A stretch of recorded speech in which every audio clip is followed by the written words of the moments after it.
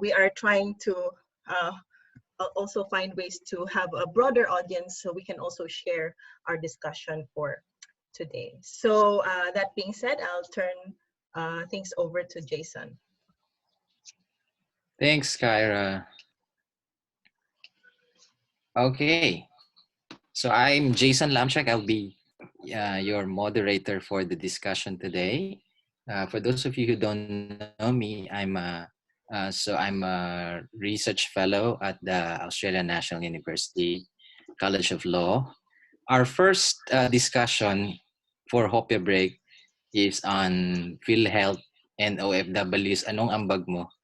So as I'm sure you're familiar, this is an issue that has recently caught attention of those who live abroad, Filipinos who live abroad.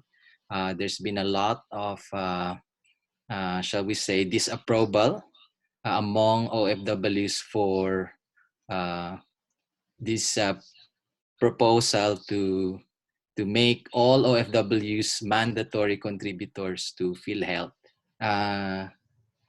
Just last week as well, the President Duterte, has said he's going to make PhilHealth contributions of OFWs not mandatory anymore. And so some people may take it as the end of the story, since there's no more urgency to opposing the proposal, because the president already said he's not going to push through with it. Some people may think, let's not talk about it anymore. But we at Hopia Break thought maybe we should talk about it on a deeper level. Maybe we should educate ourselves about what PhilHealth is in the first place, what it stands for, and why is it that OFW should care about universal healthcare, and how they may want to consider their roles with respect to how they might support universal healthcare. So we thought we should have a discussion with someone who knows about the issue. And happily, we do have someone from the Filipino community in Canberra, but well, Bernardo Cielo, who is a resource person, he's with PhilHealth. He's a policy researcher at PhilHealth, UHC Coordinator. He just finished his master's in public administration, majoring in economic policy at the Australian National University, but he's back now in the Philippines with PhilHealth. So we're happy to have him. So we'll hear from Bernardo some background about the universal healthcare system we have in the Philippines, who supports it. In other words, how is it funded?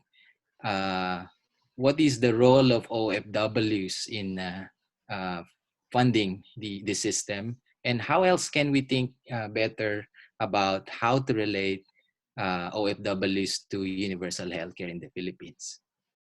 So thanks, Bernardo, for agreeing to be our main resource person. The only resource person, actually. Yeah. So my first question would be, could you give us a background of this idea of universal healthcare? What is it? Yeah. All right. Thank you so much, Sir Jason. So before I proceed with answering that question, and as a preamble to the discussion, first and foremost, I'll be speaking in this forum now, in this discussion, more from a researcher perspective. So somebody working in health policy and migration, rather than as a part of the bureaucracy. No? So whatever parang positions I put forward are my own personal positions as an academic, and not so much positions of the institution I currently work for. Now, I'll just share my screen real quick. All right. There's a bit of a lag for the screen share, unfortunately. All right. So one of the fundamental questions when we're sort of trying to tackle question on universal healthcare and the role of Filipino migrant workers is in trying to contextualize what is universal healthcare, no, in the simplest sense. And the best way to contextualize it, and I think there's a bit of a lag lang dun sa pag-share na screen. Can you see the new screen already or not yet? Okay. All right. And to contextualize that question, I think one, it's a very important question to start off of because the challenge for universal healthcare is very much apparent, no? Especially during the current COVID-19 situation. And second, it's an ongoing challenge for a lot of developing countries. So how to contextualize universal healthcare. To a certain extent, like in a lot of developed nations, they both had time and resource in order to develop that. Now, if you want to talk about universal healthcare, we can't divorce that discussion from two equally important concepts. You know, the first is global health, and the second is universal health coverage. Right. So when we talk about global health, the most important thing to start off of is the fact that health in itself, as a phenomenon or as an endeavor, isn't really one that is tied to individuals or to nations alone. It involves this complex relationship between politics and economics, right? It factors in global supply chains. It factors in the type of government, how it's organized, the history of that nation, parang culminating into this in answering this ultimate question of whether or not health is in fact the right, no? So we see actually that across the political spectrum in different parts of the world, there is this shared perspective that health is something that we need to protect, right? So if we look at Germany with Otto von Bismarck, no, when he created the social legislation requiring compulsory health insurance in Germany, that was actually the first signal, no, for universal coverage. And in truth, Germany has one of the most robust healthcare systems and over 400 years old. No? Even non-health expenditures are covered there within their insurance. If you look at pre and early communist China, we see yung increase to access to barefoot doctors and the establishment of communes. No? So yung communes are similar to community insurances, wherein they pooled money to address infectious disease spread, no, in a lot of small rural areas in China. The same thing we can see in post-World War II Britain, where a largely conservative government after the war formed the NHS, the National Health Service, which is essentially one of the largest social health programs in the world today, right? And then we go to Tanzania in talking about African socialism and the post-colonial movement led by Julius Nyerere. We can see now a cohesive call for the full coverage, the national coverage of primary and curative care in the 1970s. No? So, what you can see is that across the political spectrum, no matter what political leanings you have, there is this shared notion that health is something that needs to be provided for all, and thus culminating in the Alma Ata Declaration in 1978, calling for health for all by 2020. Right? The second important aspect of that question is on this notion of universal health coverage. No? And one thing that universal health coverage provides is this notion of financial risk protection. So it's not just about providing access to healthcare, but rather ensuring that the people who do access healthcare can afford it. No? They won't be impoverished by the process of seeking out medical care. And this is usually contemporized using the UHC box, no, or the UHC cube. Sa PhilHealth, the UHC cube provides a real sort of perspective into how health systems are and health financing mechanisms are set up, no, in such a way that you look at how many people are covered, how much of the total costs of healthcare are covered, and what services are actually covered. In simpler terms, no, to sort of sum all of these main points up, when we talk about universal healthcare, we essentially talk about access to healthcare and financial risk protection, right? So we can achieve true universal healthcare when everybody can gain access to the healthcare they need and they don't get impoverished in the process. So maybe we can use that as the prompt for our next discussion. If I can just underline that, no, Bernard, no, yung Yep. experience ng mga ordinary Filipinos ay maraming mga Pilipino no, na mag-iipon, tapos pag may nagkasakit sa kanila, sa pamilya nila, ang mahal ng binabayad, no? So, maraming kaso na yung life saving sa mga tao nawawala, no? So, yung universal healthcare in effect ay yung aspiration na healthcare should be accessible to all, and it shouldn't be the case na kapag nag-access ka ng healthcare, mabubura yung life savings mo, no? I guess yun yung aspiration behind that. Okay. And also, like, one huge important aspect of that is once we factor in relative prices, no? So, let's say, kung mayaman ka, tapos nagkaroon ka ng ubos-ipon, right? You go to the pharmacy. The pharmacy charges you, let's say, 100 pesos, 200 pesos for all the medication that you need, assuming natin na merong complications. 100, 200 pesos for somebody who's rich is virtually nothing, no? Pero to a pauper, you know, if you are really, really poor, you know, let's say unemployed ka, 100 pesos is a lot, right? So, yun yung notion of financial risk protection. So may dimension siya that think about those types of considerations as well. And this also connects to yung situation sa atin na yung private healthcare providers really dominate the healthcare provision, right? Private hospitals, medicines na unregulated yung prices. So you'd want to have a universal healthcare program in which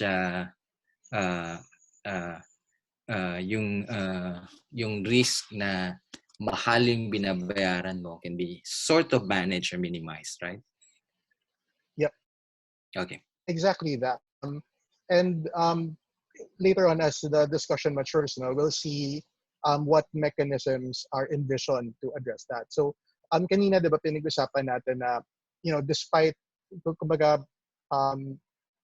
what your political leanings are, there seems to be this consensus that health is a right? So, irrespective of where you come from.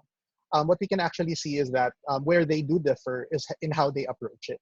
And we'll put more in detail within that space as we go along. So should we proceed to the second question, or are there? Yes, please. So do we now have a universal healthcare program in the Philippines? Well, currently we have a law, and the law, to a certain extent, especially sort of in Philippine legal tradition, is usually a signal for changes. Whether those changes are substantial or whether those changes will actually lead to anything is a different matter. But in terms of the Philippines, no, when we talk about UHC, it's best to sort of one, contextualize it in terms of the policy history, you know, how it developed over time. But another important component to it, in truth, is trying to contextualize it with migration, no? Because most national health insurance schemes, for everybody's knowledge, are domicile bound, no? Meaning to say, ang health insurance normally, ang social health insurance normally, it's set where you live, right? So you pay insurance wherever it is that you're currently living or working in, and that usually is driven by whatever risks, you know, the mix of cases available to the population, where the population you're insuring, you know, the population where you currently live, or you are currently a part of. But what complicates the situation, especially for Philippine social health insurance, is the position of the migrant worker, no?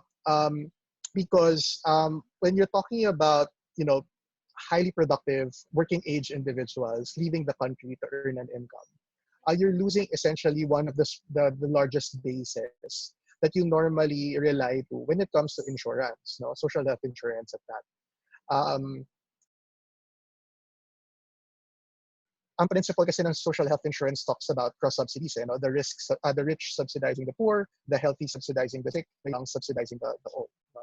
And when we talk about workers, they actually carry the brunt of that cost. So dun sa timelines that I developed for everyone, actually I juxtaposed two timelines. Now, one timeline would talk about the ones in blue, would talk about the progression of labor export in the Philippines over time, and the ones in black talk about the growth of social health insurance. Now, to tell you the truth, the coverage of OFWs predate PhilHealth, right? So it's been there since the 1970s, no? In the 1970s, kasi it's a very important year in terms of migration in the Philippines, because actually prior 1975, there were no real effort on the side of government to push for labor migration, right? However, in the 1970s, we experienced a balance of payments crisis. So essentially, with Ferdinand Marcos seeking election in 1969, he ended up taking a lot of foreign loans, no, to finance a lot of these huge infrastructure projects, right? To the point wherein we couldn't pay those loans anymore. We started defaulting. No? And one of the things that the IMF actually recommended was, well, you have a huge body of resources available to you in the form of your labor force, then might as well fill the global market demand and send them abroad to work abroad. No? So because of that, a series of policies are created. No? PB 442, PB 1412, PB 1694, all of these things are with the interest of encouraging labor migration. No? Where in the 1970s, we started with 50,000. By the end of the late 2010s, no, we're looking at about 3 to 10 million people, 3 to 10 million Filipinos working and living abroad, right? So it's a huge, huge leap in such a short period of time, no, in principle. One important thing to note, though, is that in 1995, the insurance coverage that is initially set for OFWs as provided by OWA was transferred to this new institution that was created. So PhilHealth was created via RA 7875. So this was a law written specifically to create this social health insurance body to consolidate the health insurance funds set for particular groups of employed individuals. The migrant workers, those working in the private sector, and those working under for government, under the government sector. So the money that was previously with the Medicare Commission, as managed by SSS and GSIS, were grouped together in order to create this new fund, with the intention as well to include OFWs there. It wasn't, however, till 2005, before the insurance coverage of migrant workers was fully transferred from OWA, which is the Overseas Workers Association, to PhilHealth. So what does this tell us on the onset? Well, one, migrant coverage has been there for a really long time. To a certain extent, it's still there now. They just cover different things. PhilHealth largely covers inpatient and outpatient services, insurance, health insurance in principle, while OWA still currently covers disability and accident insurance. And they still provide that for overseas workers. Now, in 1775, that was the first time wherein there was this notion of universal coverage, right? It wasn't implementable, but it was in the preamble, in the early parts of the policy, wherein it tries to talk about covering the poorest segments of the population. It wasn't, however, till RA 10606 was released in 2015 that there was some indication of a UHC strategy actually being formulated. and that the people that there's actual funding for the poorest populations, no, was actually provided. In one important policy to note, however, sort of in how we progress, are the two latest policies um, released with respect to insurance coverage. The first A10645, which provides 100% senior citizen coverage, no, for all senior citizens. No. Why is this relevant? Well, what the law provides actually is that if at this moment in time you are not enrolled in PhilHealth for whatever reason, and you are retired, you have no income, and you haven't met the requirements to achieve lifetime membership, national government will cover for you. They will pay your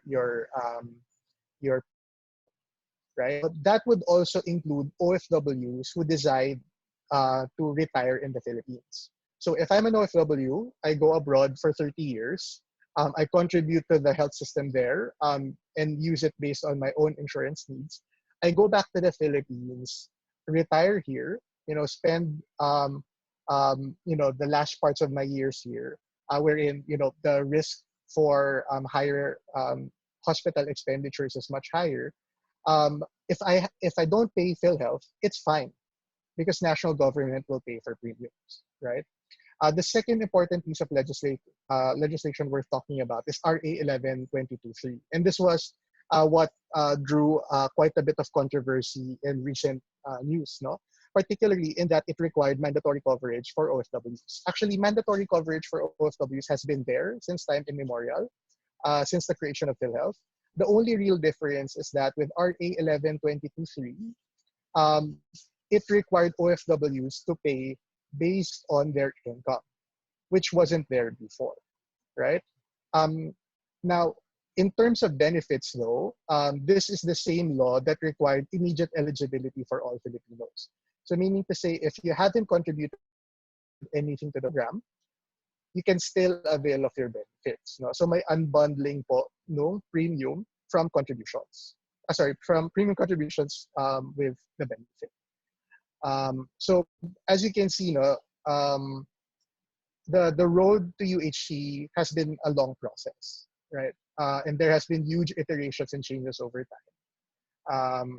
And a lot of those changes are anchored on this notion of mandatory contributions and this notion of immediate eligibility as its pinnacle. Okay, so Bernard, if I'll just give you a chance to take a breather, I'll just Yep.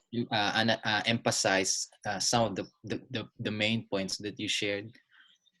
So sa timeline mo, we can see that OFWs have actually been covered by some kind of a mandatory healthcare program for them.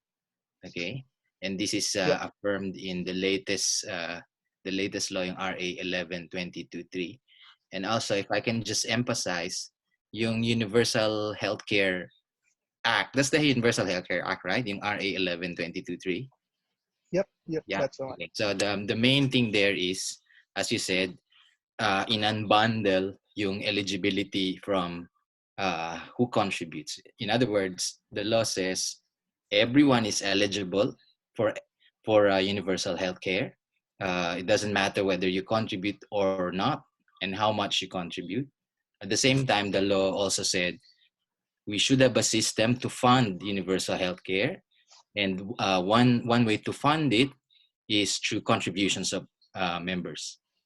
If I got that right, Bernardo? Yep. Yeah. Okay. Exactly. So maybe just a specific question that I think Regina would like to ask about, main features, no, Regina?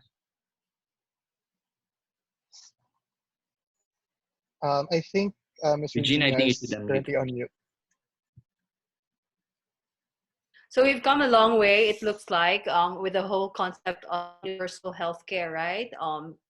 Beginning from the early 1970s, and it has had, I think, influences from all the other systems implemented in other countries as well. Now, and you've also talked about how the Philippines to have its own version of this universal healthcare. What are the main features of the Philippines version of this universal healthcare? All right. Actually, that's a really good question. We'll be discussing it in further detail as we go along. But the two main things to highlight with regards to the latest version of the law now is that one, it unbundles, like I said earlier on, it unbundles the contributions, the requirement to contribute with the ability to make use of the benefit. So everybody's entitled to PhilHealth coverage, but at the same time, everybody's required to pay. It's just that you're not required to pay before you avail, right? That's one of the main things. The second thing that the law changed more than anything, and I think we'll discuss it in later detail, is that it anchored universal health coverage not on the place of domicile, but rather on nationality, which is in truth reminiscent of this almost like American tax policy type arrangement, wherein your liabilities are based on your nationality or your ethnicity to a certain extent, and not so much as to whether or not you're currently in the Philippines or not. Bernard, Yes. Joven, I Oh, just yes, Sir gotta Joven. just quickly putting an emphasis dun sa expansion ng bago nyong law as compared to the ones that's been existing in the past years. So yung mandate nyo ngayon is covering or mandating all Filipinos by virtue of what passport you're holding. So it doesn't matter kung migrant ka na or permanent resident ka na ng ibang bansa, as long as you're holding a Philippine passport. By your new law, we are now mandated to pay as well. That's one of the emphasis of the new law. Is that correct? That is essentially how we can interpret yung concept of membership as per the law, right? So one of the main things that is specific to the law is the fact that it provides immediate eligibility to all Filipinos. That's the terminology used, no? So that ties in membership with nationality. So as long as you are Filipino, you are a member, and that provides you entitlements. That also ties you down now to liabilities with that citizenship. But we'll get into more detail later on. Right now, we're just going through how to interpret the law and how it applies. Yeah. Okay. Just to remind everyone about the house rules. So we will have time for open discussion at the end of Bernard's presentation. So Thank you. around another 15 minutes, if I'm not mistaken. Yep. So and also we'd like people to use the raise hand function, and so please wait to be acknowledged so we can have some order. Thanks. All right. So shall we proceed on to the next slide? All right. So this goes actually into more detail with respect to Ms. Regina's question, right? So how is it in fact designed? And how do we foresee things being paid, right, in the long term? Now, this is by no means an exhaustive list, right? So I'm not trying to encapsulate the entirety of the complexity of the law into one table. But this particular table specifically talks about how the law in itself is being contextualized in order to forward a means by which we can organize our health system and our health financing scheme around. No? So in terms of funding scheme, right, one of the main things that it focuses on is this notion of mandatory contributions with progressive rates, right? So it tries to make it equitable to a greater population, in that what you pay is not based on whether or not you're high risk or low risk, whether or not you have comorbidities or not, right? It's not based on whether or not you're insurable as an individual, but rather it's based on your capacity to pay, right? That's why it's designed to have a particular income floor, and that the essentially the amount that you pay increases based on brackets of your income. No? So the higher income that you have, the higher you pay. No? Another way of looking at it, in truth, is that it's actually technically what they call this, a flat rate tax. That's another way to frame it. The only difference is that it's a flat rate tax based on brackets. So it groups income levels together, right? One thing important to note, though, is that while it has an income floor, it also has an income cap. The income cap has been a matter of debate, no, in multiple circles, not only in the health insurance space, but as well as in the tax space. No? Whether or not we should set a maximum amount of tax that we collect, or in this case, premiums we collect from the richest members of our population, right? And oftentimes, and I think it's the same for this particular law, the argument is that it stifles innovation. Whether or not it does is a matter of debate. And in fact, there's quite a bit of research that says it doesn't, right? If you look at the golden, quote unquote, the golden age of capitalism in the United States, the top marginal tax rate back then was about 70%, 70 to 80%. So the richest individuals in the United States at that time were giving back 70 to 80% of their income to the government, as part of their normal tax arrangements, right? So there's a lot to debate there. Now, apart from that, we're also talking about government sponsorship. So either through national sponsorship of identified indigent individuals or senior citizens who haven't had enough contributions. We also cover people living in vulnerable situations. So post-war or like war, people living in war-torn areas, and provide like a general blanket safety net called point of service. So meaning to say, if you're cash strapped and you need the service now, you can actually seek coverage through point of service, right? In terms of membership, like I said earlier on, it's citizenship and nationality based, right? Membership coverage, and not based on place of domicile. So like one of the major gaps of the policy of the law is that it doesn't really talk about well, how do we deal with foreign nationals? How do we deal with foreign individuals currently working in the Philippines? How do we deal with foreign retirees? How do we deal with diplomats? How do we deal with refugees? And also, it doesn't have a committee clause. No, so a committee clause would be, say, if you are a Filipino working outside of the country, the national insurance of that country will cover for you, and that if that foreign national comes to the Philippines will have to include you in its national health insurance program, right? So it doesn't have those types of policies, or provisions. The main provider payment mechanism is mixed, so we're shifting towards a global budget and capitation-based provider payment mechanism. This is a bit weird, in the sense that global budget and capitation work in a domicile-based membership design. So with global budget, you essentially give a fixed amount of money to a hospital, and that they would have to run the hospital for the entire year on that budget, right? It's the same for capitation, but instead of paying for the cost of an entire facility, you pay per head or per individual, right? So in both cases, utilization really is tied to the Philippines, right? It's not designed for use abroad. And here is another gap that we can see, right? So there seems to be, two sides of how we envision the health system to work. We're pegging membership on citizenship, but at the same time, we're designing provider payment mechanisms, which is based on domicile, right?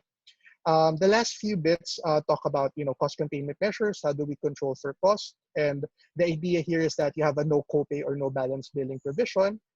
You also set up a public-private complementarity financial arrangement. So we're expecting HMOs to still pay for a certain section of the cost. And at the same time, like I said earlier on, the health system as envisioned is largely primary care focused, local, and integrated, right?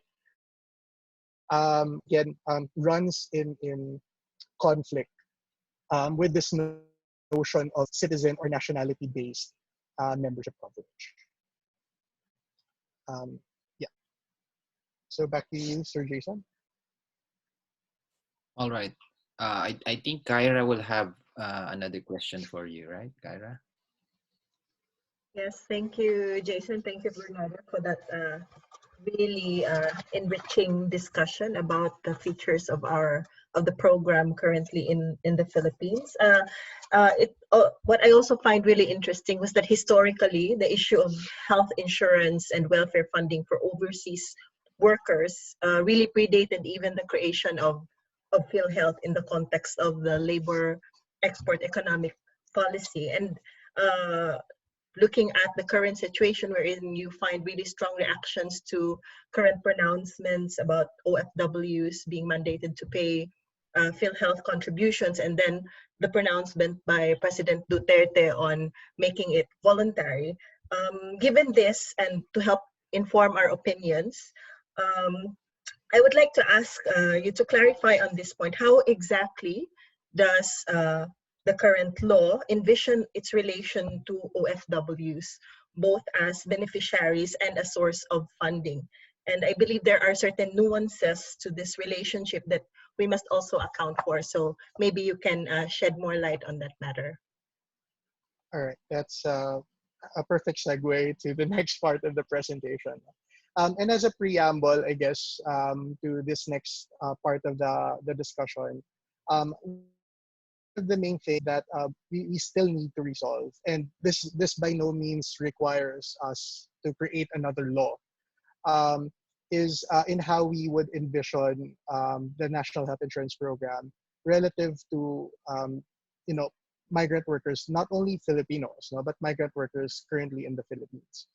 So there's two parts to that question in principle, right? How do we position ourselves relative to non-Filipino individuals? And the second part of that question would be, you know, how do we position overseas Filipino workers in the process of financing local health insurance? One of the main things worth discussing is the fact that the way migration, labor migration at the very least, is designed in the Philippines is that a lot of the individuals who leave the country end up coming back. Like that is one of the main realities of migrant work in the Philippines. Right? There are very few who actually seek out permanent residency or citizenship in their current country of domicile. In an OECD study in 2017, about half of individuals, half of the Filipinos who are working abroad are working on a temporary basis, meaning they are either engaged in a 2 or 3 year contract that they just extend, or the nature of the work in itself is project based, right? About another 10% of the population are in frictional employment or vulnerable employment. So these are individuals who are maybe students working part-time and working towards being permanent residents, excuse me, in that country. That would also include the TNT. No? So there are certain countries wherein there's still quite a few Filipinos who are undocumented. And that would also include those who are working odd jobs, no? Who aren't formally employed by a particular company. So there's quite a bit of Filipinos who actually do end up coming back to the Philippines after a certain number of years. And the fundamental question to that is, does PhilHealth have any value to them in the long run, right? Well, let's go back to the numbers, no? And then let's look at the statistics. Now, PhilHealth currently lodges OFWs with the informal economy, no, for a couple of reasons. One, it's mostly for ease of identification, in that the groupings, the membership groupings as adopted by PhilHealth is largely defined by how they are engaged. No? So the employed sector or the formal sector is defined because they have an actual employer that you can talk to and you collect the premiums with the employer, right? You talk about indigents because these are the ones identified by DSWD and financed by the national government, right? So with the informal economy, these essentially refer to individuals who you directly engage in order to collect the premium, right? Um, and when we talk about the informal economy in this sense, it doesn't coincide with how labor institutions, both domestically and internationally, define the informal economy. But for the purposes of this discussion, no, let's contextualize that the informal economy, in truth, include OFWs, no, or PhilHealth at least currently categorize OFWs within the informal economy. Now, let's look at the trends over the past 5 years, at least from 2014 to 2018, no, within that 5-year period, right? The light blue line represents contributions in millions, while the dark blue line in the first chart represents benefits in millions. So what we can actually see is that the contributions of OFWs, well, in this case, the informal sector, are relatively smaller, no, relative to the actual benefits that they get of the program. There are even some news posts online that specifically identify OFW contributions for 2019, wherein we see a 0.7 billion gap, no, between contributions and benefits. No? So in principle, within this sector, they pay little and gain a lot from membership, right?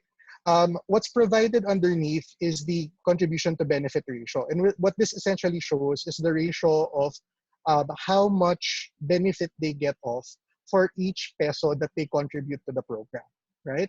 And on the average, the informal economy, which includes OFWs, get approximately 3 pesos for every peso that they contribute for the past 5 years, right?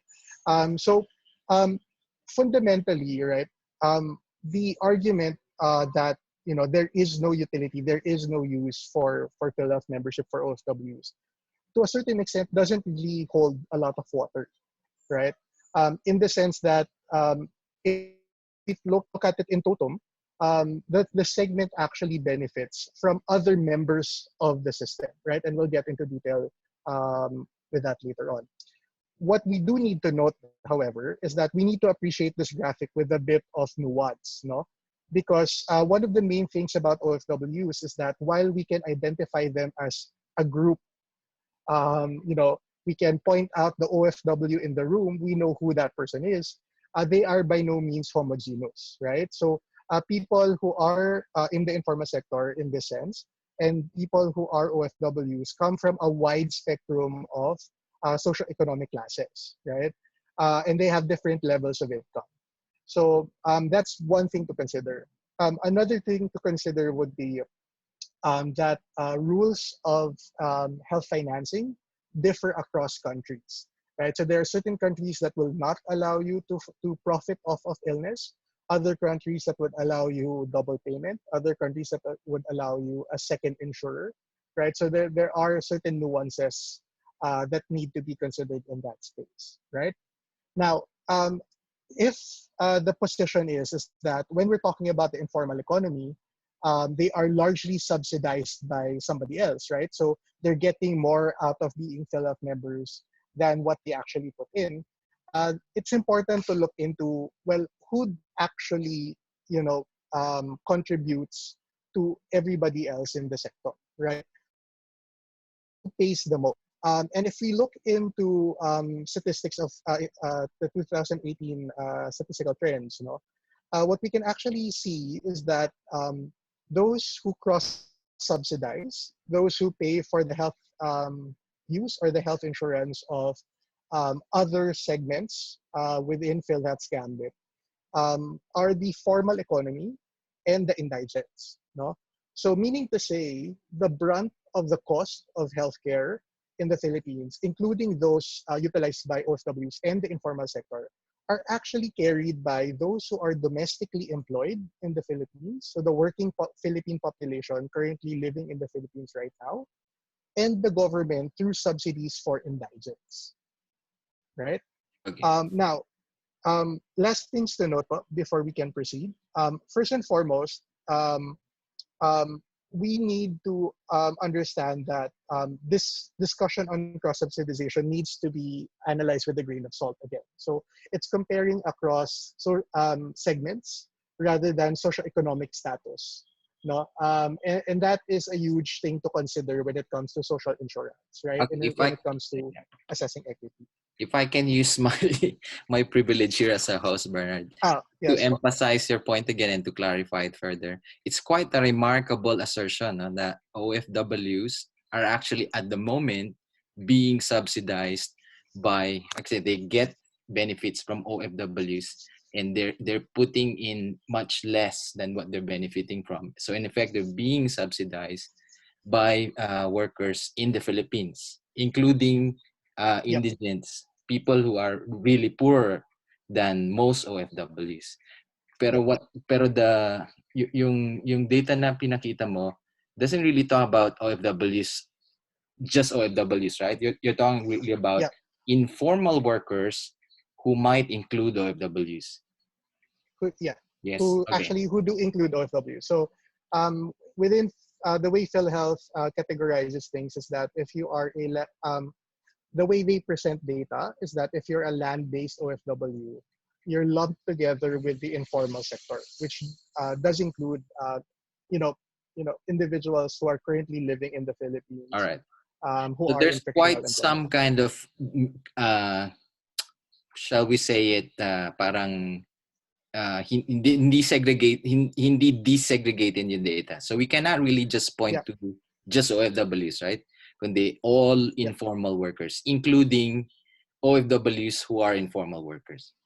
Yeah. All right. Okay. But one thing to note though, in that space is that both one of the main reasons why that those shares are relatively low, why there's that huge disparity, is that specifically for the sector. So when we talk about the informal economy or yung individually paying members, as PhilHealth normally would put it, as well as OFWs, there hasn't been really a premium increase since 2012, at Yeah. least policy-wise. No, implementation-wise, it got extended a couple of years after that. All right. So just to put And it in, sorry, yeah, Bernard. So just to put it again in perspective and in context, so what might explain this remarkable statement is that at the moment, the premium is still very low, right? Yep. And also the benefit, no?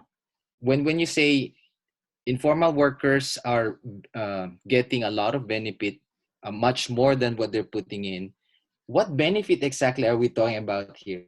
So do we have an idea? So, halimbawa, if kapag nagkasakit ako, I go to a hospital, does PhilHealth cover all my hospital expenses? that's a really Just good a rough question. idea. Yeah, Yeah.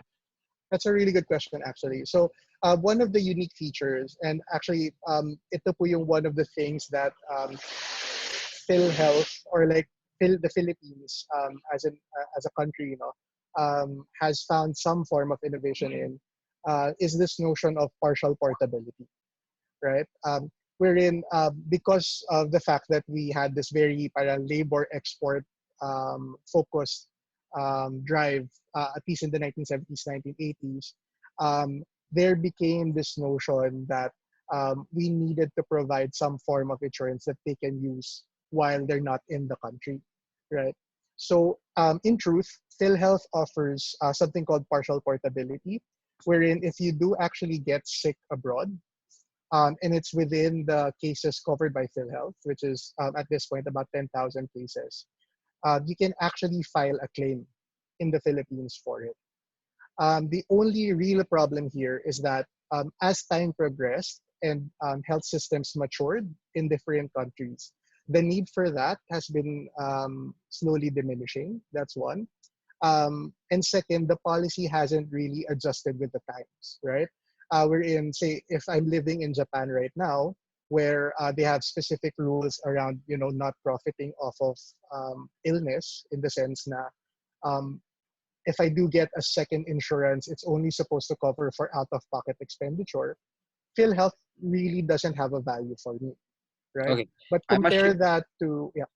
Yeah, I'm sorry. So I'm assuming that yung mga nagbe-benefit from PhilHealth mostly would be people in the Philippines, right? So including OFWs, if they want to use PhilHealth, it's probably because they were hospitalized in the Philippines, right?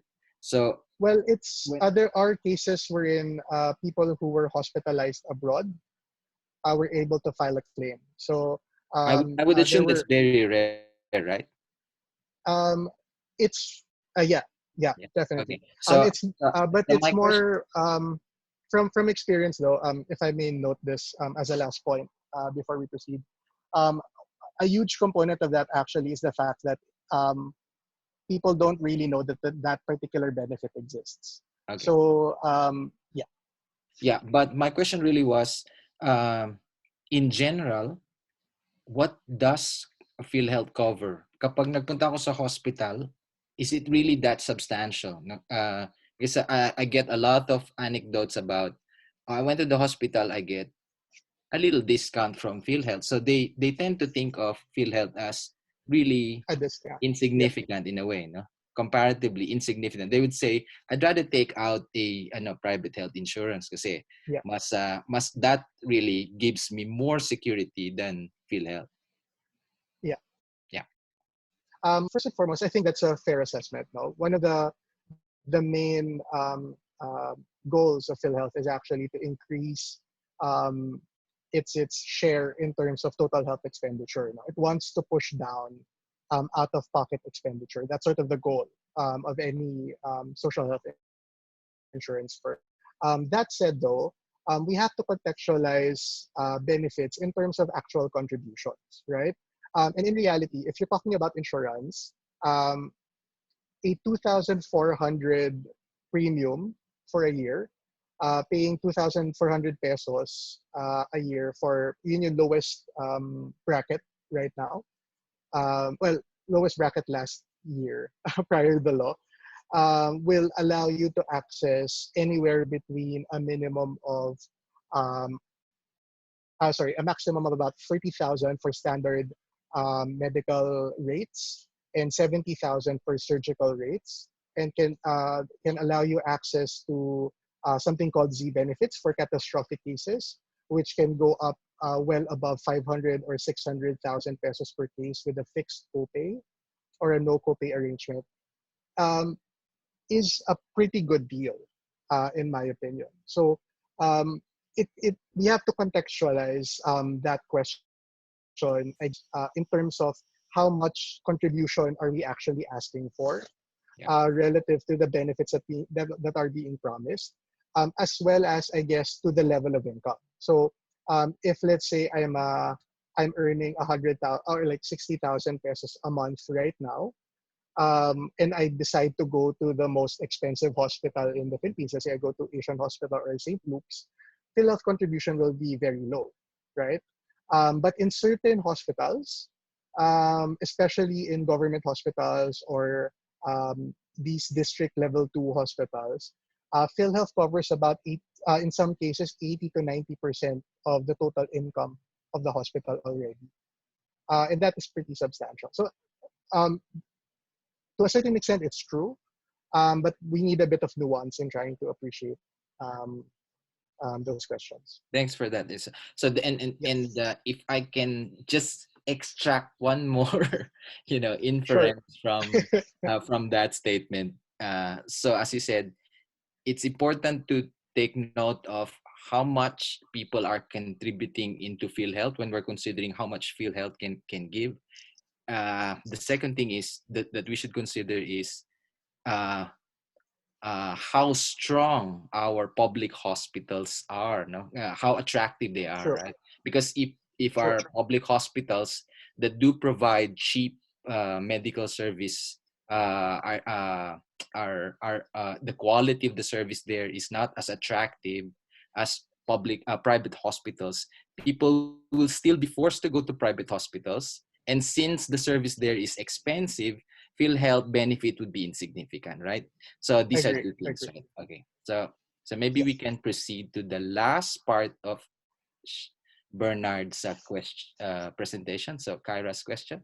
Yes, it's basically still quite related to what we've been talking about. So we talked about, it's really a very complex issue when you're relating, especially with the context of OFW. So how might the program implementation, I mean, I'm just asking you as an individual. I cannot ask you to speak in behalf of PhilHealth. It's a very it's a very tricky thing. But maybe just as a some of your insights, how might we improve program implementation to better relate with OFWs on one hand, but on a broader perspective, really to the goal of providing universal health coverage for Filipinos. Because as you said, right, universal health coverage really pertains to first being able to access quality health care and to be able to minimize the financial risks that people might face when accessing healthcare. Yeah. Thank you so much for that question. So, first and foremost, I think I really want to take a step back a bit in trying to sort of parse through the complexities of this debate, or this discussion rather. It's not a debate. But sort of in the grand scheme of things, if the question is, should we burden OFWs with paying for, an ungodly sum of money in order to pay for insurance that they inevitably won't be able to use? I definitely wouldn't support that, right? There is still this important notion that we need to create some form of value for OFWs before we can expect them to pay, right? It's the same with any other form of transaction, right? Like if you're gonna buy something, or like if you're going to, like if you want to go to a restaurant, you'd assume that, it would be good if what you're paying for is commensurate to what you get, right? That's why one of the main things that we need to consider is that, well, we need to maybe look into developing more particular rules for OFWs. Once that factor in, place style, the host country's health system design, type of employment, level of income, and auxiliary expenses, right? One thing to note is that, well, a huge portion of the OFW population who leave the country and work abroad, aren't out there getting glamorous jobs, right? So a lot of them, there's a huge difference between an engineer working in Dubai or in Saudi Arabia versus, a factory worker working in Taiwan, right? Earning 30,000 pesos as a factory worker in Taiwan isn't a lot. And sort of we have to reevaluate and to think that they have two expenses. They have to spend and send money back at home, deal with the exchange rate, deal with the taxation issue in their current place of domicile, and at the same time think about expenses in their current place of domicile, right? They have to eat, they have to buy clothes, they have certain needs to fulfill. So we really need to dive deeper into the conditions of these OFWs, think about it in a more particular way, quite possibly make a specific provision or policy depending on the nation or the country that they're in, their level of income, or their type of work. So if I am living in Japan right now, there is really no incentive for me to pay for PhilHealth because the national government will bar me from making that claim, even if I want to. The second thing is that we need to, like I mentioned earlier on, consider the broader impacts to household budgets and current employment status, especially with the 19 pandemic in the periphery. It is, I think we need to accept the fact that given the problems of the pandemic, we are potentially facing a recession in the next year or so at the very least. And it isn't only a Philippines problem, but rather a global problem that we have to address. So normally, what this means is that we need to lean more towards government to provide a certain level of social protection, especially for those who would lose their jobs, right? And right now, we know for a fact that because of the pandemic, in certain parts of the country, a lot of OFWs actually lost their job. And asking them to pay for premiums and deal with the problems that arise with not paying them will again be another layer of complexity and problems that it's best for us not to really deal with. Though I will note that PhilHealth actually has rules around problems with employment. So already built in its what they call this immediate eligibility policy.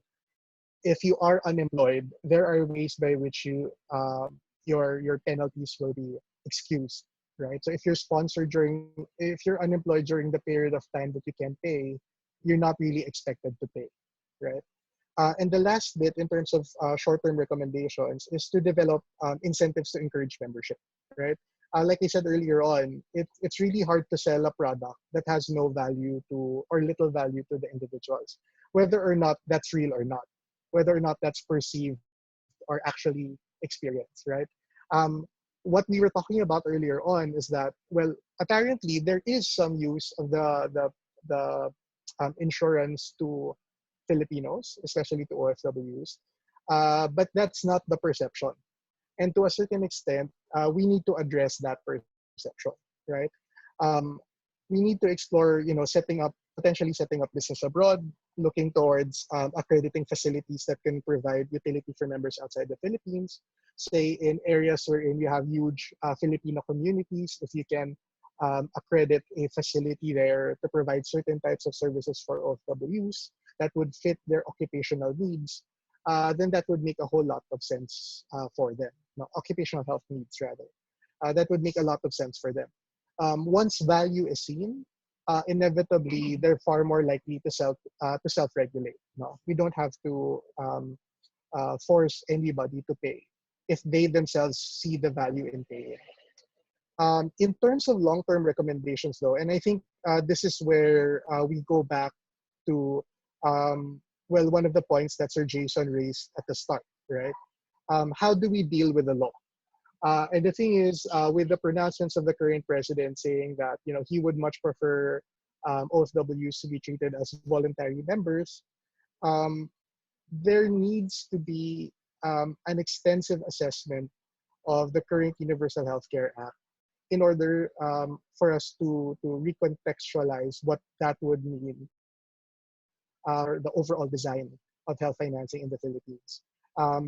Right now, the way I personally understand it, and the way I read the law, it's pretty clear that there is an expectation for migrant workers to pay. What we can adjust in the meantime is to identify specifically who those migrant workers are. So, you can contextualize it based on whether they're permanent residents or not, whether it's a temporary contract or a long-term work contract, whether they have intention to go back to the Philippines or not. Those are important considerations to consider and to adjust in the short term. But in the long term, we would, in order for that pronouncement to be reality, we would need to change the law. And we know for a fact that changing the law takes time.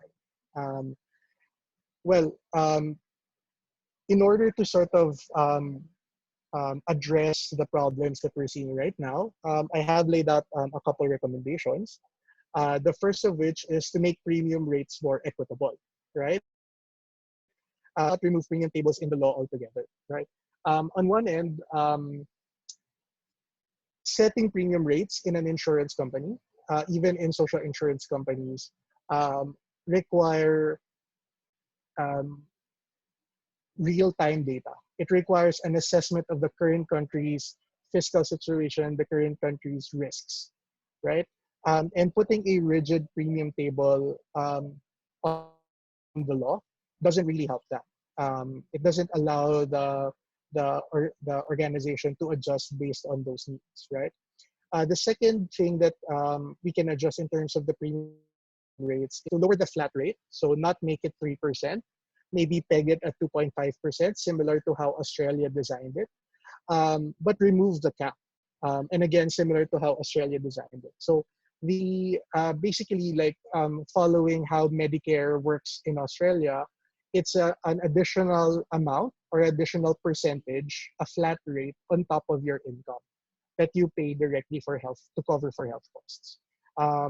The cap in itself is problematic because in principle, if you're earning 60,000 pesos a month right now, which when you think about it, isn't a lot of money to earn. Remove tax there, you'll get what, about 40,000, 30,000 pesos. Um, you know, if you have 30,000 pesos a month, it's not a lot of money. And you're expected to pay 3% of your income you're expecting 3% of your income to go into insurance. Conversely, if you're earning 1,000,000 pesos a month, you're paying just as much as the person earning 60,000 pesos a month, right? And at the barest part of that debate, there's something wrong with that arrangement, right? There's something fundamentally problematic with that arrangement. The things that we can consider is, again, better account for the complexities of labor migration. We can explore different options for this. So like mandatory, but only for some, voluntary, but with less entitlements. So we can remove immediate eligibility for OFWs and senior citizen coverage as a way to sort of taper risks later on. Or maybe if we're dealing with migrant workers who aren't Filipinos working in the Philippines, we can recontextualize private insurance to perform that function. And we can also set other social safety nets, outside of the national fund. So maybe set up a separate fund specifically for OFWs. The only real risk there is that the base premium would inevitably be higher because you won't have that cross-subsidization with other sectors or segments. The last thing that I'm recommending is that we tackle the broader impacts of labor export to social security and protection. Like at this, the recommendation of IMF in the 1970s was supposed to be a stopgap solution. It wasn't supposed to be a permanent economic policy. But in truth, labor laws haven't directly said that they are endorsing, labor export. The numbers tell differently, right? The number of people leaving the country and working abroad are increasing over time. And the impacts of that to both current economic policy and social protection policies need to be put into place. Do we want to keep endorsing this practice of, not providing sufficient work for workers domestically, that they would find the need to leave the country and work abroad? Okay, thank you. Thanks, Bernard. Sorry, I had to cut you. Okay. But I think you said what you wanted to say, Yep. everything that you wanted to say. Lampas na tayo ng 1 hour. So Apologies for that. we should already be opening the discussion to everyone. This is your time now to ask your questions. But if I can just get 1 minute, because I thought that last bit of your presentation was really excellent, and you made a lot of you threw in a lot of ideas there. I just want to emphasize 3 things very quickly that you said there.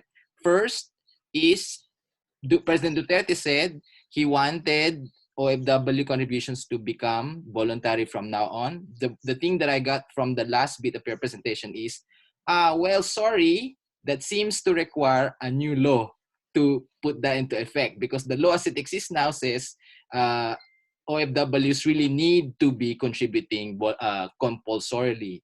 And number 2, this thing you mentioned about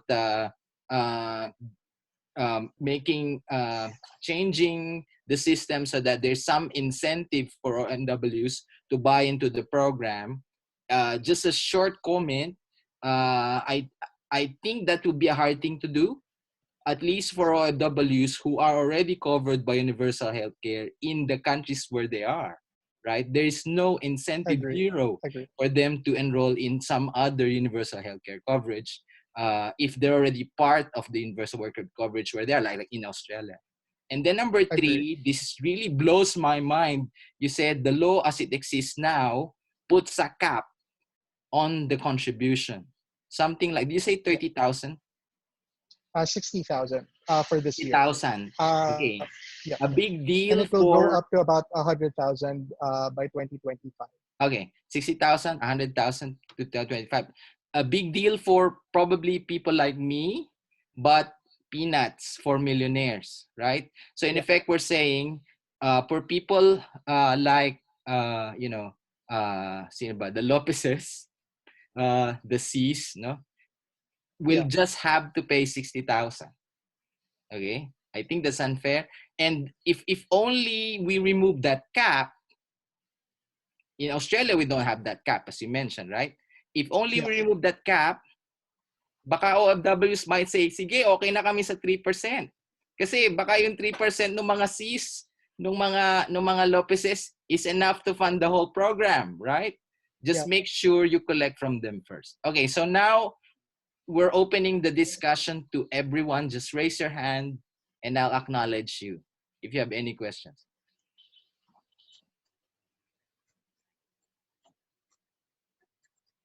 No questions? From any of our hosts? Reg, I Kara, think there's I one think there's from one hand Liberty Pasqua de Rivera. I think she raised her hand. all right, go ahead, please.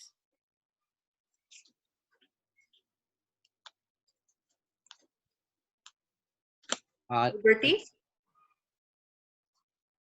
Okay, Luan raised her hand. Sorry, I did not. Oh, sorry. So I think Luan raised her hand. You can unmute yourself, Luan. Hello, everyone. Yes. Can you hear me po? Yes. Okay. yes. So, one really good observation I had. I think, by the way, thank you for the very enlightening discussion. I just observed that very vague yung representation ng OFWs in terms, in terms of contributions and benefits, even dun sa prior policies. Like, nakalump kasi sila sa informal economy. Yeah. So, dun ba sa bagong law natin, na-address na yung pagka-vague nun? Or is it still the same? Are they still lumped into a group na dapat nakaseparate sila? Because I think that's one of the main problems here. We were having difficulty getting the buy-in of OFWs and getting the buy-in of even ordinary people because vague yung categorization. So is there some sort of improvement in the new law, or does it have the same problem with the previous regulations?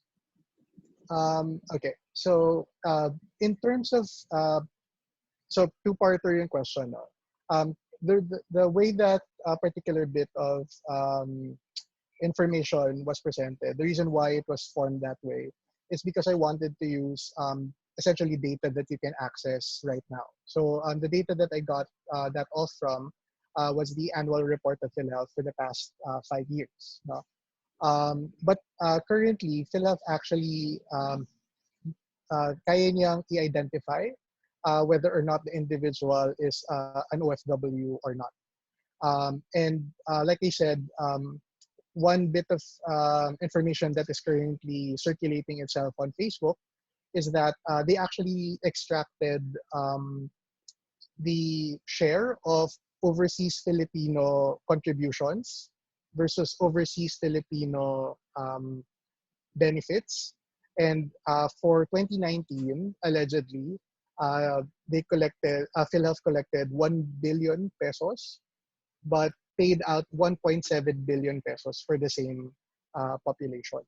So that's where we sort of see that that parallelism, no, of cross-subsidization issues. But again, we have to take that with a bit of nuance, no? Kasi I think one of the fundamental problems in tackling this debate is looking at OFWs as if they're this like one huge homogeneous population, when in truth, that can mean a whole lot of things. No? That can include a factory worker or like a nurse working for 30,000 pesos a month in Dubai or in Taiwan, and somebody who's earning millions of pesos on a monthly basis. Okay, Did thank I you. answer your question?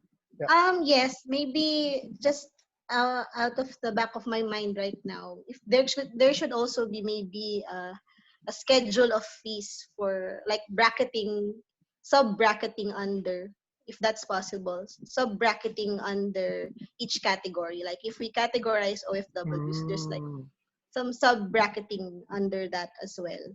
Because yes, I mean, I come from a family with many OFWs, and the variation in terms of what they make It's in a huge. month is actually very wide, and it's quite absurd from an observer's point of view to get the same amount from all of them.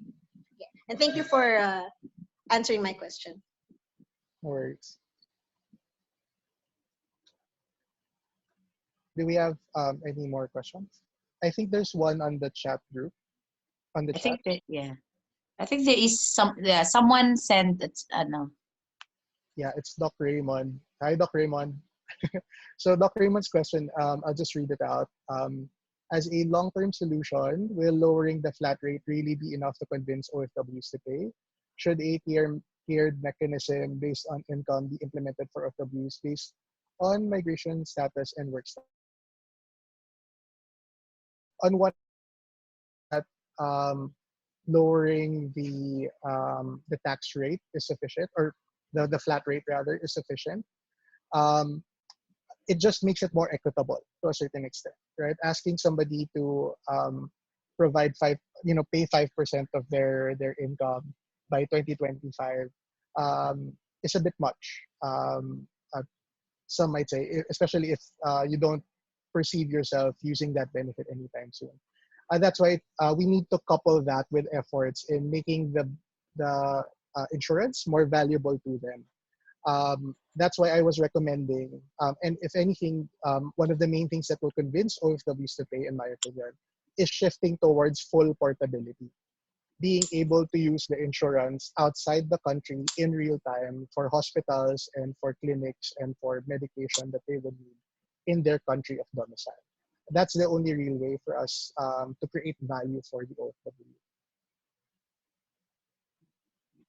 But Bernard, as I said, Yeah. even with that, no, you do you really want that? Kasi kung for someone like me, for example, I'm already covered by Medicare in Australia. Pero dahil Filipino citizen ako, and then you have this, yung proposal mo to make PhilHealth portable. Why would I want to make use of PhilHealth, right? Except Agree, kung sir. nasa Philippines ako, right? Kasi, Yeah. di ba? Because if I do that, let's say, no, I make use of PhilHealth, the cost of healthcare is so expensive, right? Tapos pagbabayarin ko doon, baka it might turn out ma-cross-subsidize pa ako ng mga indigents. I don't want that on my conscience, di ba? Yeah, that's fair. There's two parts to that. I think one, especially for, let's say, Australia, for Japan, for certain types of countries na relatively mature yung health system, there might not be huge value in participating in the program. So I agree within that space, no. But let's say for the United States, if let's say the Philippines takes PhilHealth out, makes it into a private company, quote unquote. It's a state-owned company here, but operate as a private company in the United States, providing insurance for populations commensurate to Medicare. That's not a bad deal to go through, because in the United States they don't have universal health care. You do have Filipinos there who would need some form of coverage that is affordable to them. So it's again, parang that's why I mentioned rin kanina in the recommendations. It's really a country per country basis, and we need to factor in the health system in the country of domicile. Someone's raising his hand. Job, I can see his name. Yeah, please go ahead. Hey, Sir Jobs. Please unmute, Sir Jobs. Hello? Hello. Magandang gabi sa inyong lahat. Pasensya na kanina, hindi ko pa alam yung house rules. Na-excite lang ako, narinig ko yung boses ni Bernard. So, just going back slightly dun sa cost-benefit analysis na ginawa ng PhilHealth, with the OFW's contribution versus the benefit. I agree with Sir Jason having to say na parang medyo may sting to think about nasa subsidized pa pala ako ng government subsidized members ng PhilHealth in that nature, having to show na ang laki ng benefit availment. But we also have to factor in na ang laki ng binibigay na benefits for claimants na OFW for the very reason na parang dinase nyo sa Z-type benefit rates yung mga OFW. So immediately that alone spikes up the availment in peso value. So that's something that PhilHealth should look into further kasi nga medyo hindi rin parang hindi unfair tignan na yung cost-benefit analysis alone is based on that availment in peso value versus the contribution in peso value. Malaki talaga yung difference or gap noon kasi inahabol nyo yung conversion kapag nag-avail abroad eh. So kaya ang laki ng value nyo dun sa cost-benefit nyo dun. Then secondly,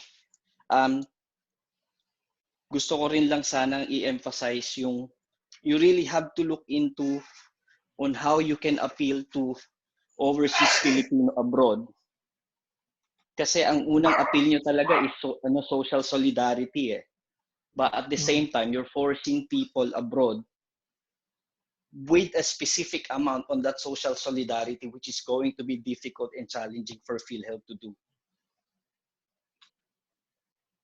Kasi kung appeal for social solidarity, I think it comes in natural for Filipinos to help. But the moment you tie them on a certain obligation na tipong maapektuhan pa yung finances nila, is entirely a different story. So those are just the two points that I wish PhilHealth could look into deeper on how you can peacefully appeal to the social solidarity nature of Filipinos abroad, and also considering their financial situation. So thanks for that, Job. I think that's more of a comment, right? And in fact, I would second that comment with since nabanggit mo yung term na social solidarity, yun din yung attraction sa akin eh, kasi it seems like Universal Healthcare Law or Act for once recognizes this idea that everyone who needs healthcare, no matter rich or poor, should be supported by the Universal Healthcare Program. And this is different from who has the obligation to support the healthcare program. I think that's a very good thing that happened with the Universal Healthcare Act. But we seem to have forgotten to make sure that those who are most able, most capable to support the program should contribute the most. Kasi the assumption seems to be with this, yung bagong development nga na OFWs now are being made to pay 3% of their salary. The assumption is that OFWs as a group, since they're better off than Filipino workers, and since from your data it seems that they're even being subsidized by Filipino workers, workers living in the Philippines, then therefore we should look at how to make OFWs pay more. But there is a group that is even better off than OFWs, right? And we've forgotten about them, namely the millionaires, right? You mentioned, people whose contributions are capped at 60,000, probably 100,000. What is 60,000 or 100,000? To billionaires, right?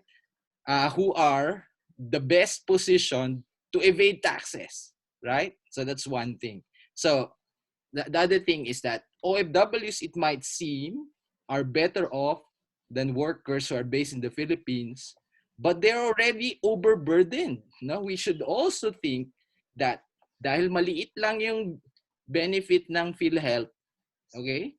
Pag nagkasakit yung mga kamag-anak nila sa Pilipinas, it is still the OFWs who shoulder the rest of the health costs that is not covered by PhilHealth, right? So actually, it is in the interest of OFWs to enlarge yung benefit ng PhilHealth, right? Okay, and so those are two things. OFWs already shoulder the responsibility for their dependents' health needs. In fact, they shoulder more than what PhilHealth does. Okay, and secondly, that it's not that OFWs don't care. They want to support universal healthcare. They've seen the wonders of universal healthcare in the countries where they live. So maybe when we think about how to relate OFWs to universal healthcare in the Philippines, what we should be thinking of is how, not things like how do we encourage OFWs to contribute more, because they're already contributing more, but how to ensure that those who can contribute better than OFWs contribute more. Okay. Yeah, sorry. Actually, that's more of a comment. Sorry, but It's all good. it's not for Bernard. I mean, I'm not directing this at Yeah. Bernard personally. It's Yeah. you know. So yeah, siguro I'll come off of some questions and comments that are also in the chat group and sort of build on that point now. I think one, I do agree that parang we're barking at the wrong tree to a certain extent. Um, More on a larger parang policy scale perspective. Right now, parang I can't fault obviously the team within PhilHealth, because at this point, you know, they're at the end stage of this policy process.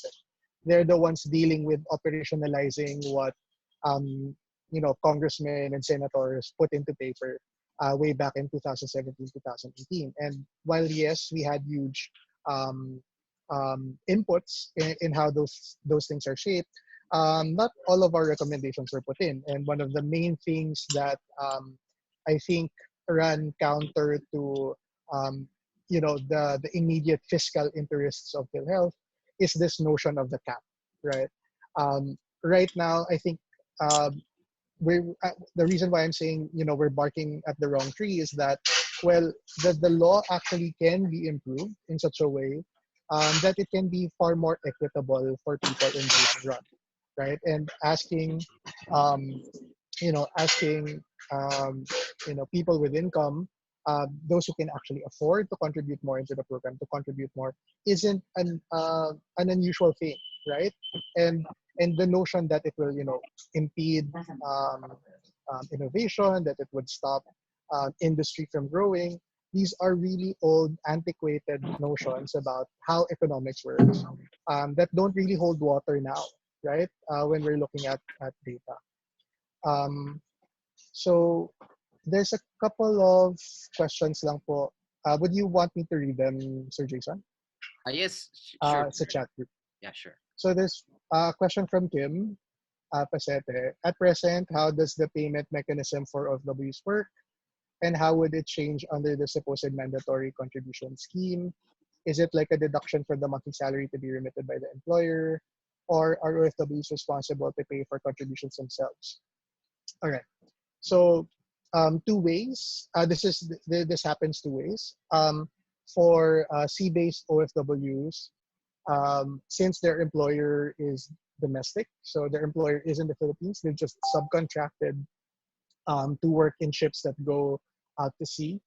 Usually, the main engagement is through their employer. But for land-based OFWs who are either there for like a 2-3 year contract, or those who are permanent residents working for, or like those with working visas working abroad, they usually pay by themselves. This isn't really new to the law though. So like this has been the way by which OFWs have been paying for their premiums, you know, for a good X number of years, right? Ever since I was part of the institution. Likewise, the concept of mandatory coverage for OFWs isn't really new either, right? So it has always been in principle mandatory. It's just that I guess there's a lot more uproar now because there was a huge jump in amount, right? So you're talking about, you know, 2,400 maximum before to about, you know, 21,600 for this year alone, right? So I think you feel it more because the amount is much higher, and that's why you know, people are much less willing to pay voluntarily.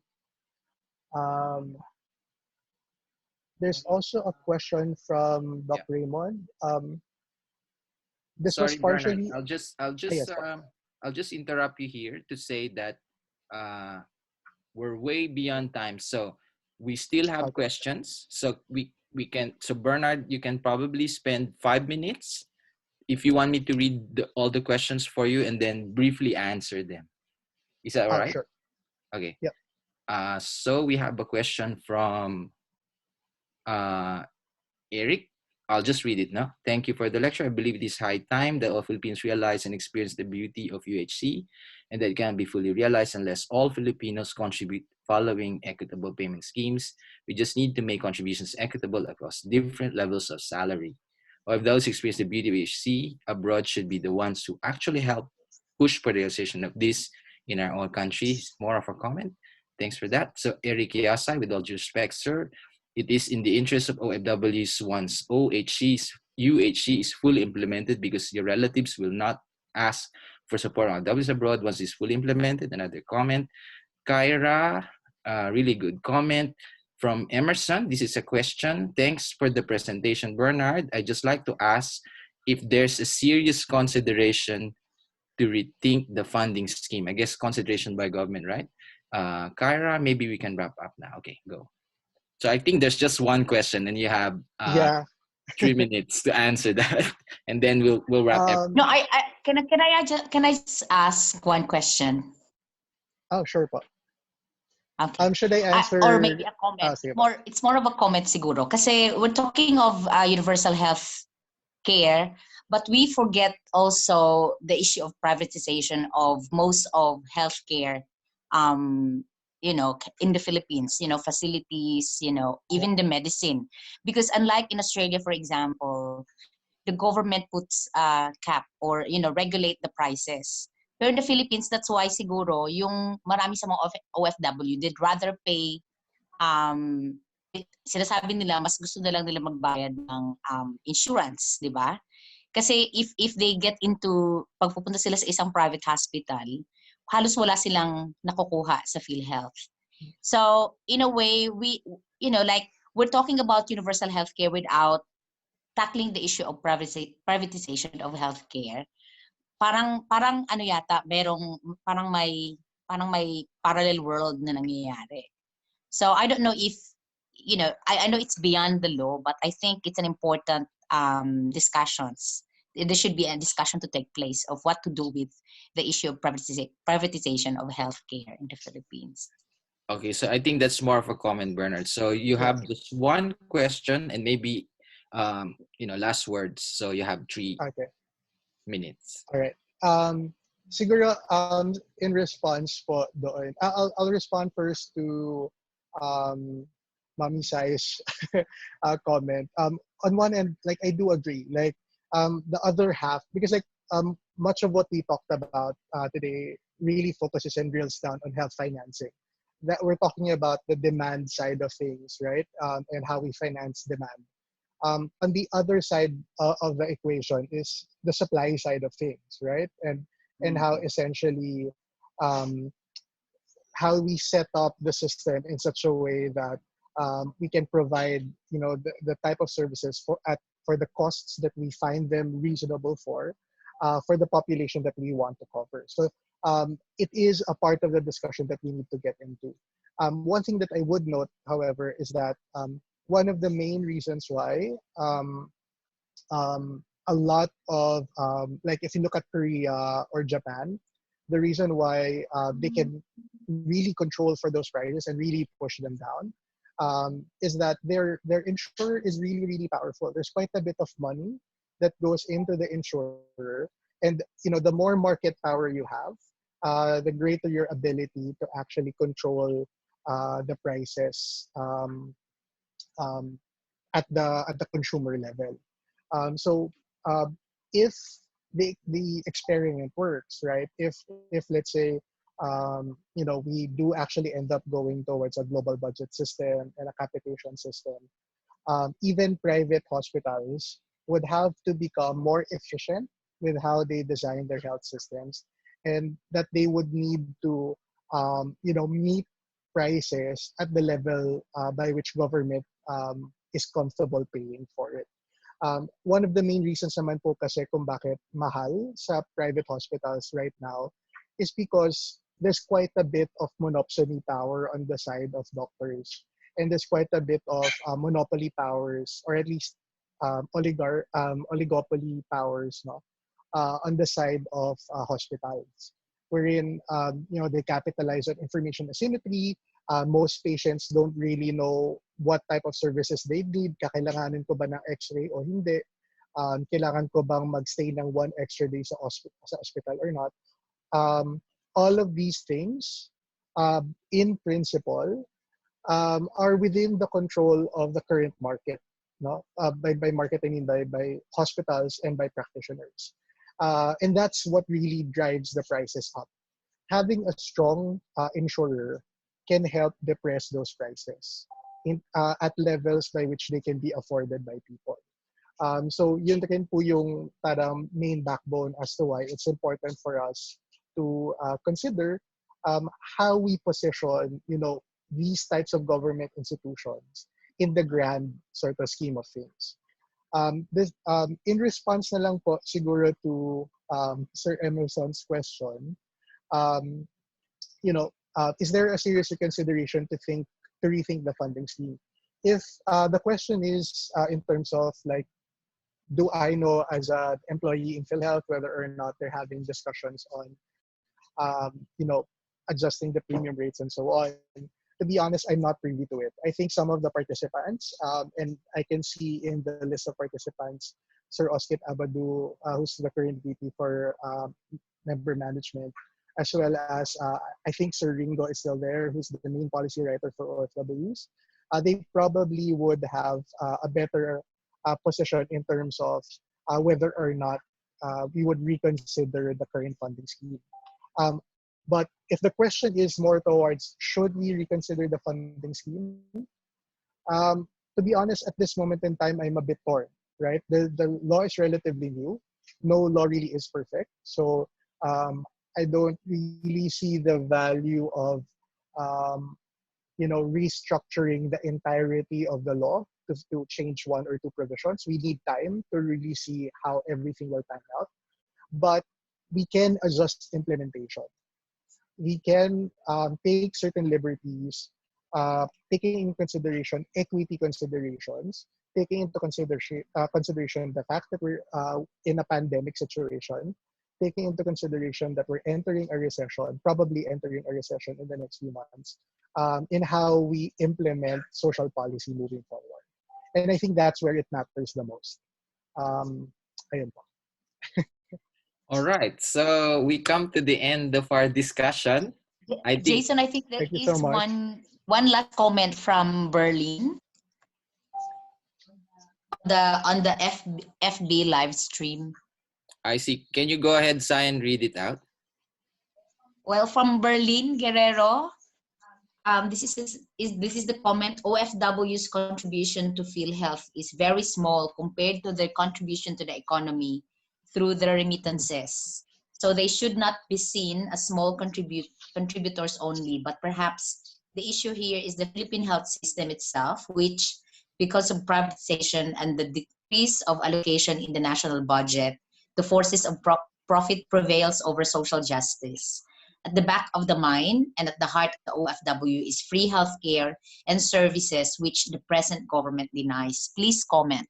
I don't know if this is directed to Bernard or for everyone to comment. So we'll take it as a challenge for everyone to comment. Since we're at the end of our discussion, we need to end it at some time, right? Because we still have housewives and house husbands who need to cook dinner tonight. So thank you very much, Bernard. I think everyone will agree that it's been an enriching discussion. Thanks to you. Thanks to your deep knowledge and concern for this issue. So yeah, we're deeply indebted to you for making the first Hopia Break discussion a success. Thank you. Thank you so much. Thank you everyone for joining Bernard. today's discussion. You may look Thank at you. proposals and Thank you. Thank you, Miss Lu. Thanks everyone. Thank you.